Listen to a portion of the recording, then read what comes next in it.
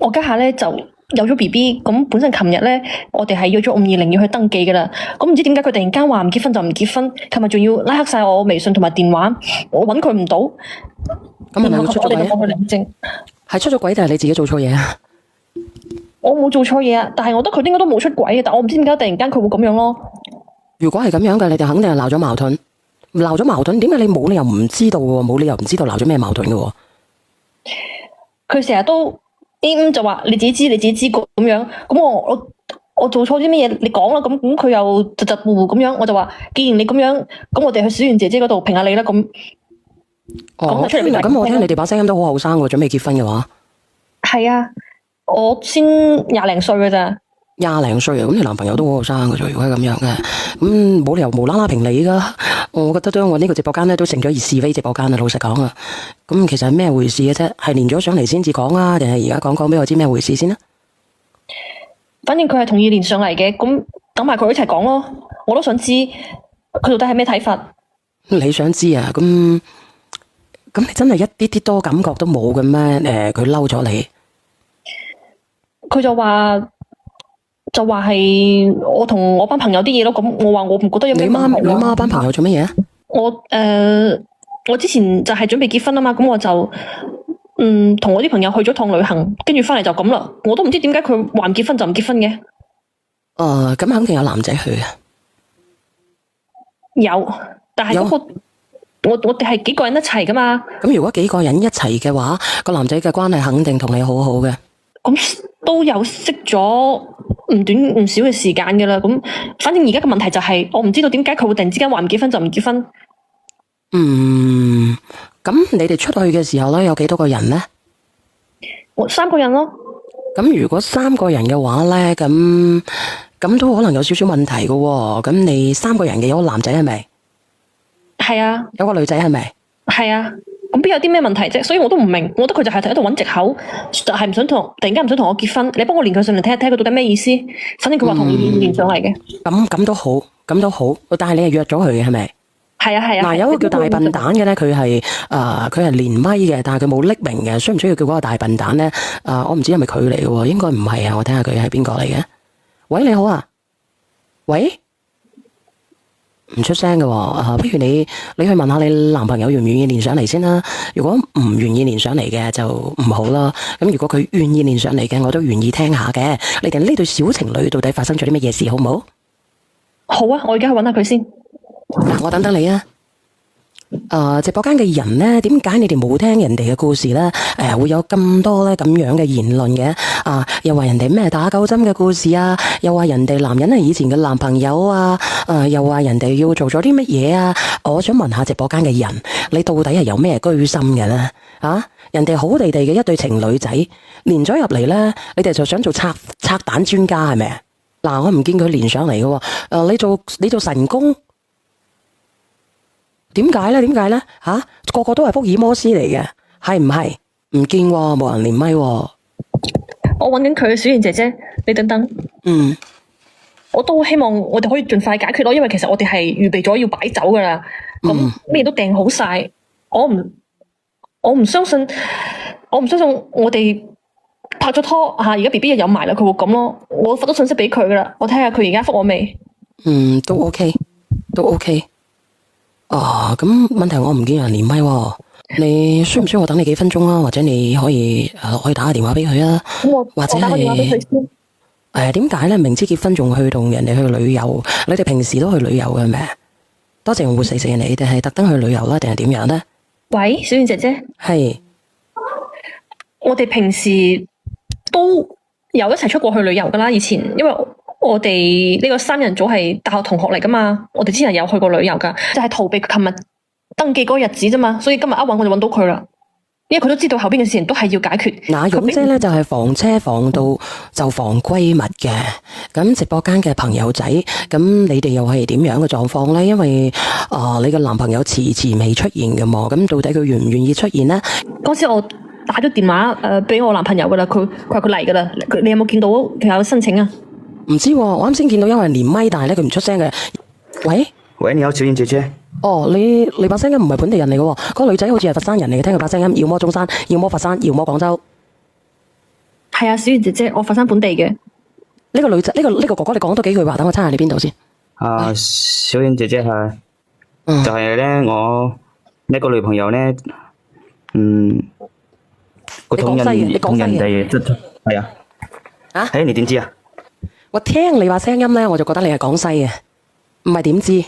可以啊，做咩唔可以啊？9268247776，你廣西嘅，你點樣？哥哥，你點樣？咁猜對啦，我係廣西嘅，廣西係咪？貴港嘅。貴港嘅，識咗呢個女仔係咪？佢係我女朋友啊。佢係你女朋友，咁咩狀況？你講俾我知啊。就係呢個黃嘉熙啊，就係我女朋友。佢一邊同我話佢要同我結婚，佢一邊要同人哋佢嗰個閨蜜出去旅遊。但係咧，佢個閨蜜咧係男人嚟嘅。你個閨蜜係男人係咪？兩支都得噶，我話俾你知。嗰個白打白飲兩支咧，佢快啲好嘅。如果你飲得多就係好似我咁樣。佢閨蜜係男人，姐姐，你個閨蜜係男人嚟嘅係咪？點解你會搵個男閨蜜？咁當時我哋都傾得下偈啊嘛，佢又好傾，我又好傾。咁有時候有啲唔開心嘅嘢，我又分享俾佢，佢又理解到我。咁就其實冇咩，就異性朋友嚟嘅啫。其實又冇講得咁難聽啦。咁你同佢旅遊，我睇到你同佢攬住佢一齊，都唔知道你咩意思。嗱，我問你，點解你要攬住佢？點解你要同個閨蜜攬埋一齊？一個男仔嘅。咁我哋係閨蜜，我哋一齊影相，即係輕輕咁攬一下都好正常啫，係嘛，小圓姐姐。咁我另外一個朋友喺隔籬噶嘛。咁其實朋友呢啲嘢唔睇性別噶吧，就睇大家夾唔夾嘅啫。咁我覺得我哋冇乜問題喎。你點攬法嘅？你點攬法嘅？就搭下肩咁樣咯。有冇咁樣？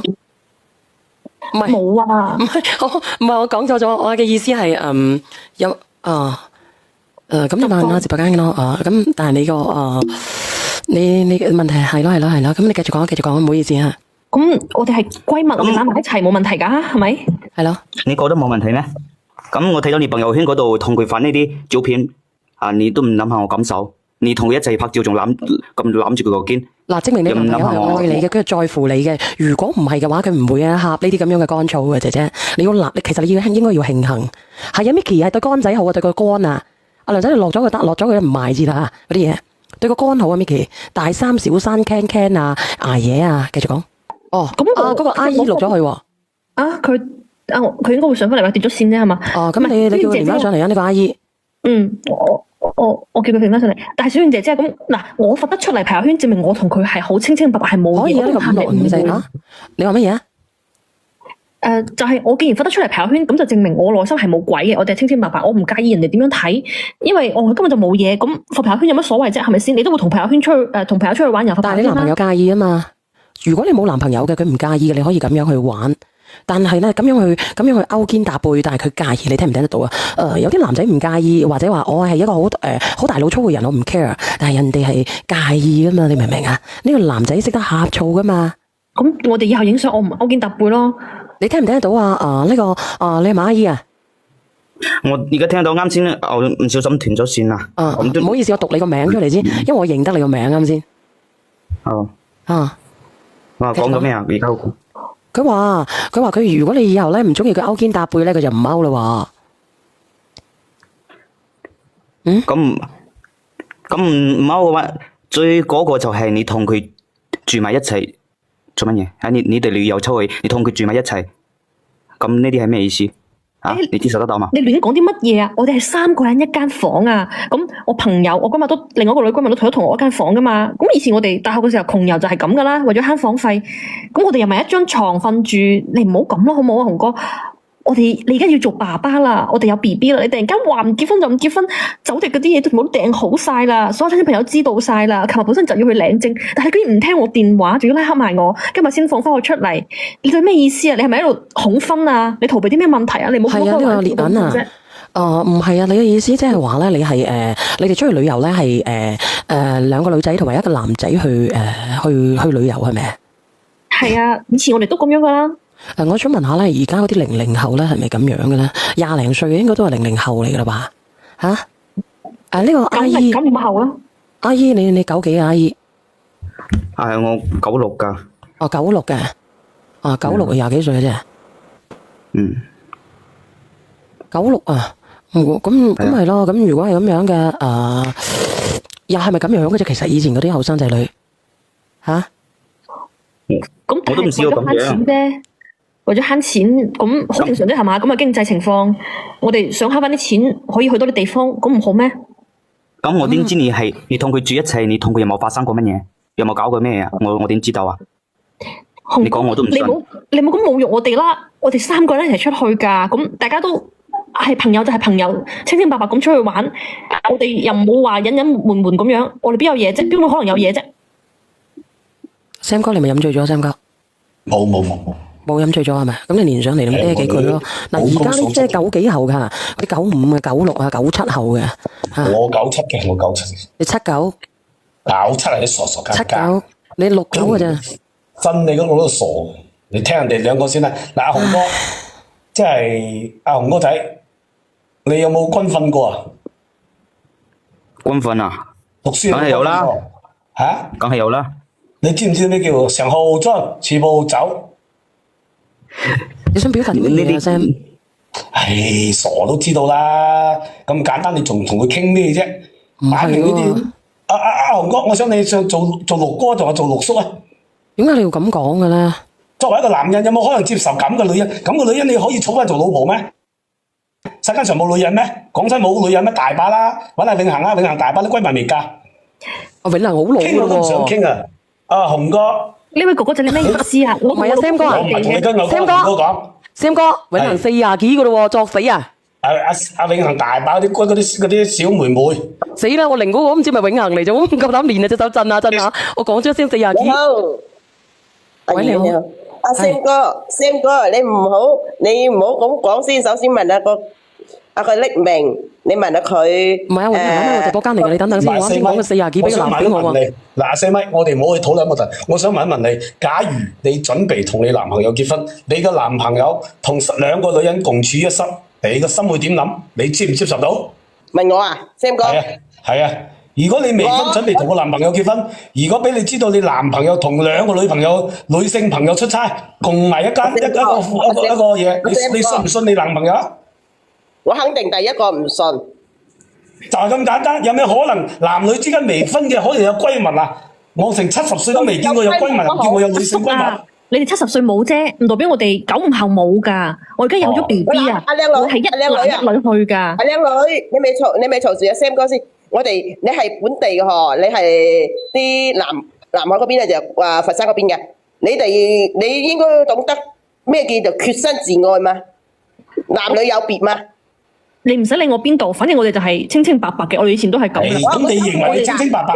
我冇同你講啊，我同雄哥講。最簡單最快嘅速度，阿靚仔啊，你介唔介意我講一句？你咧就要同你個女朋友開門見山。開門見山咩叫開門見山？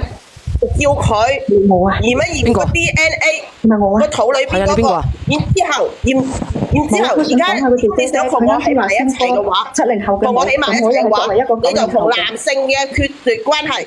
哦，咁下邊嗰個90後嚟喎，下邊嗰隻嘢。係啊，我係90後，我又好中意去旅遊嘅，但係我唔會話同能夠做得到閨蜜幾好都唔會。你90幾啊？你90幾啊？咁係。你哋唔好煽風點火啊！咁我以前都咁樣出去玩噶，咁當時你玩，喂你幾多歲啊？你都話結婚啦，做你結婚啦。如果就算你個老公，你個男人出軌嘅話，好方便嘅話，佢夠有女性閨蜜啦，人哋都唔去嘰嘰搞搞啊！點解到你？點解你唔潔身自愛啊？你問你阿媽，問你啲人，問你屋企是但一個咁樣嘅話，想結婚啊，講背叛個老公好冇？我邊度背叛佢啊？你哋高大上咯，你哋大把錢咯，你哋慳可以 DNA 啊！最簡單，你肚裏邊嗰個，我又咪同我張床。阿雄哥，如果你接受咁樣做老婆嘅話，你唔係喺在錄嘅途中，就正喺錄個場上。你唔好侮辱我人格。